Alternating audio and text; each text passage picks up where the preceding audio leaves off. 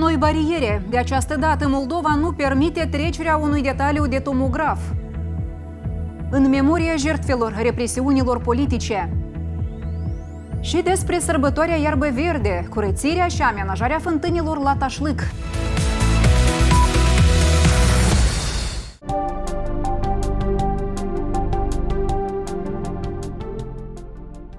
Bine v-am găsit la știrile în limba moldovenească. Noi continuăm să vă aducem la cunoștință principalele evenimente din Republică. Cum a fost această zi și prin ce se va memoriza ea, despre aceasta relatăm chiar acum. Aproape o lună, Moldova nu permite trecerea în Nistrenie a unui detaliu de tomograf. Noul utilaj este așteptat în Spitalul Veteranilor din capitală. Tomograful nu funcționează. Pacienții sunt duși pentru examinare la Spitalul Clinic Republican și până ce problema nu e rezolvată. Moldova, de fapt, îi creează dificultăți birocratice Nistreniei la orice întrebări, spun în Ministerul nostru de Externe. Moldova nu le permite mărfurilor să intre în Nistrenia. Anterior au fost produse, medicamente, iar acum tubul pentru tomograf. Detaliul nou în Spitalul Veteranilor din capitală îl așteaptă deja de câteva săptămâni. Dispozitivul nu funcționează, trebuie reparat. Pacienții sunt duși la Spitalul Clinic Republican pentru examinare. Nu se știe când va fi rezolvată problema. Ministerul de Externe a discutat problema cu reprezentanții Crucii Roșii și OSCE, dar și acest lucru n-a dat rezultate. Chișinăul dorește să blocheze dialogul cu Nistrenia, spune Vitalie Ignatiev. Anterior, Parlamentul Moldovei a declarat că nu se va așeza la aceeași masă cu Rusia pentru a discuta despre Nistrenia. În Chișinău încearcă în mod regulat să înlocuiască formatul 5+2, iar coaliția condusă de fostul ambasador al Moldovei în SUA a cerut retragerea din acordurile de pace din 92. De asemenea, Moldova a început să denunțe acordurile CSI. Procesul de denunțare a acordurilor din cadrul CSI și retragerea Moldovei din CSI a fost deja inițiat oficial și juridic de partea moldovenească. Aceasta e realitatea. La fel și realitatea militarizării Moldovei, subordonarea completă structurilor NATO, etc. La toate nivelurile. Toți știu despre acest lucru. Planurile strategice ale Moldovei, crearea unui careva centru de cenzură patriot și altele. Toate acestea sunt o strategie cuprinzătoare foarte serioasă, pe termen lung, multianuală și absolut antirusă. Aceasta, desigur, creează un fundal negativ. Acest lucru creează anumită tensiune. Între timp, în Moldova încep următoarele exerciții militare ale rezerviștilor. Cele anterioare s-au încheiat 2 săptămâni în urmă. Au fost și exerciții comune cu NATO, au lucrat asupra coerenței trupelor. Moldova primește noi arme din Europa, crește cheltuielile pentru armată.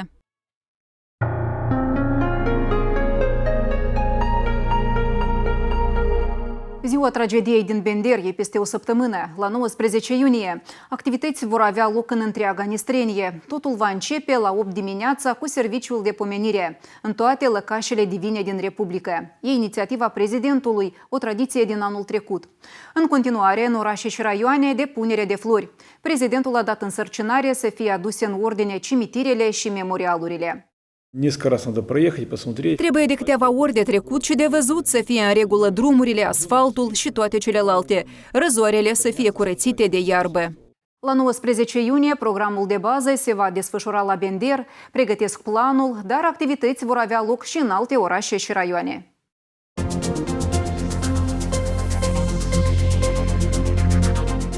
File de istorie ce nu pot fi date uitării. Astăzi la Bender și-au amintit de jertfele represiunilor politice. La 13 iunie 1941, mii de oameni, numiți dușmani ai poporului, au fost trimiși în exil. Bender, gara feroviară. De aici, în iunie 1941, au fost exilate mai bine de 2000 de familii. A fost primul val de deportare, jertfe ale represiunilor politice. Mulți mai târziu au fost reabilitați. Peste ani, lângă semnul comemorativ, se adună oamenii pentru a-și aminti de acele evenimente strașnice. De la stația Bender 1 au fost exilate 2404 familii în Siberia, Kazahstan și Orientul îndepărtat. Foarte mulți oameni au fost trimiși în exil. În fiecare an ne adunăm aici pentru a cinsti memoria persoanelor care au avut de suferit din cauza represiunilor politice. Printre cei care au fost numiți dușman al poporului a fost și familia lui Gheorghe Scripcari. Am mers 14 zile. Marele război pentru apărarea patriei ne-a prins în Samara. Vagoanele erau pentru transportarea animalelor, în care erau mai bine de 100 de persoane, aproximativ 8 familii. Pe urmă ne-am oprit. Pe tații noștri i-au coborât din tren chipurile pentru interogare. Au trecut câteva ore, dar așa și nu i-am mai văzut pe tații noștri. Mai târziu am aflat că au fost duși la tăierea pădurilor, în regiunea Sverdlov. Flori vii și fotografii în mâinile urmașilor. În fiecare an, la 13 iunie, ei vin încoace pentru a-și aminti de evenimentele produse mai bine de 80 de ani în urmă și a depune flori în memoria jertfelor represiunilor politice.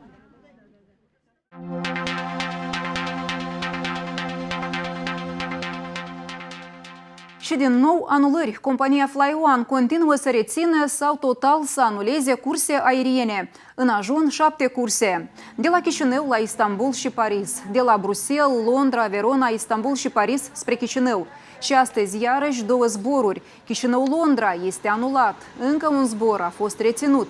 Reamintim, pe 9 iunie, compania FlyOne a anunțat că 2 avioane sunt defectate, după care au început să anuleze zborurile.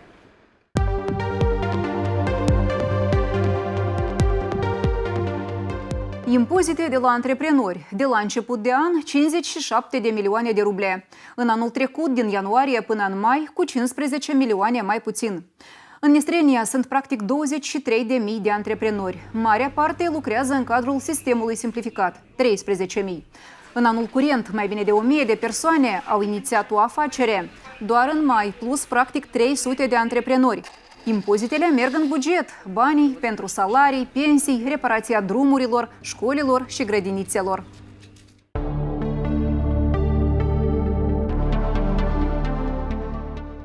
La Universitatea de Stat Nistreana a startat campania de admitere. În blocul principal lucrează comisia. Primesc documentele, povestesc despre specialități. De la 19 iulie vor începe examenele de admitere. Xenia e una din primii abiturienți ai acestui an. Depune documentele la Facultatea de Pedagogie și Psihologie. Visează să devină educator. Îmi plac copiii. Îmi place să mă ocup cu ei. Am surioare mai mici și mă ocup foarte bine cu ele.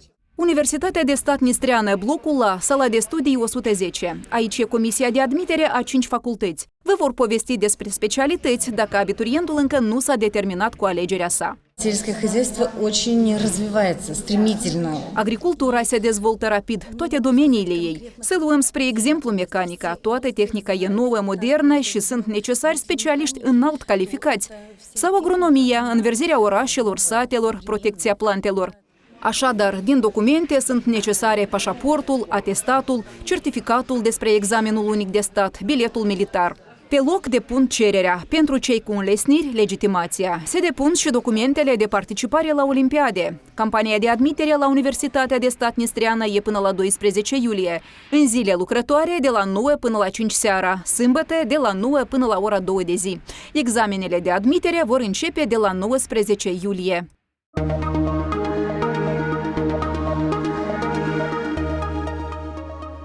La Slobozia, partea centrală a orașului, în curând va apărea un complex sportiv modern. Finanțarea e din Fondul Investițiilor Capitale. Proiectul e prevăzut pentru 3 ani. Câmpuri pentru mini-fotbal, zonă workout, corturi de tenis. Excavatorul sapă fundația. Lucrătorii spun că vor reuși să o facă timp de câteva săptămâni, apoi vor betona. Anterior aici a fost o grădiniță, vechea clădire au demolat-o. В настоящее время закончены работы по демонтажу детского сада. La moment sunt sfârșite lucrările de demontare a grădiniței. Am început fundația. Către luna septembrie planificăm să sfârșim lucrările de monolit beton și carcasa viitorului complex sportiv trebuie să fie gata la 100%. Acestea sunt planurile pentru 2023. Din Fondul Investițiilor Capitale, 2 milioane de ruble. Doar la prima etapă. În anul viitor, de lucru nu e mai puțin. Vor construi o clădire cu 2 etaje. În interior vor fi săli de volei, basket și gimnastică. Afară, la fel, zone de sport. В этой части у нас будут располагаться. În această parte va fi minicâmp de fotbal, piste de alergare, workout. În locul fostei săli sportive va fi școala de lupte și box. Iată această clădire în care cândva s-au ocupat cu sportul, dar care pustiește o pătrime de veac, va fi reconstruită. Potrivit proiectului, complexul va fi prevăzut pentru aproximativ 500 de tineri sportivi. Se vor putea ocupa copiii din întreg raionul.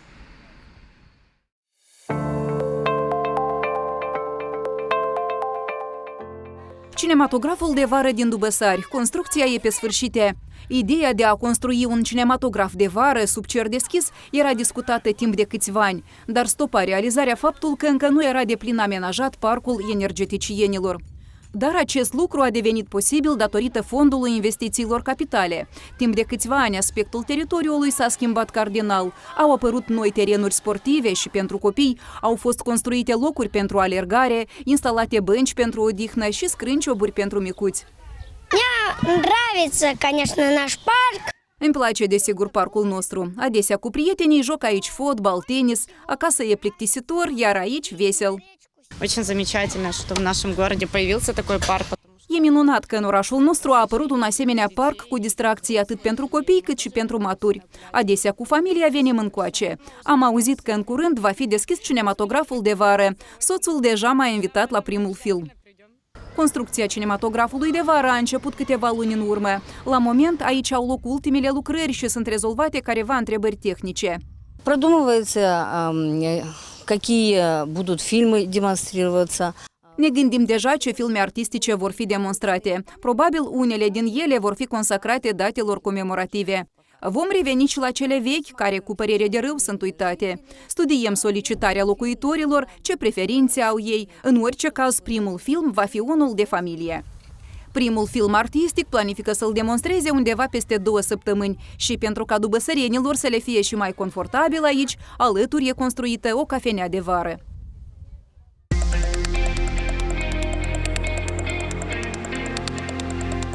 Satul Tașlic din raionul Grigoriopol, localitate cu oameni harnici, adevărați gospodari și mari entuziaști. Aici sunt păstrate tradițiile și îngrijirea și amenajarea fântânilor e una din ele, practicată de sărbătoarea numită Iarbă Verde.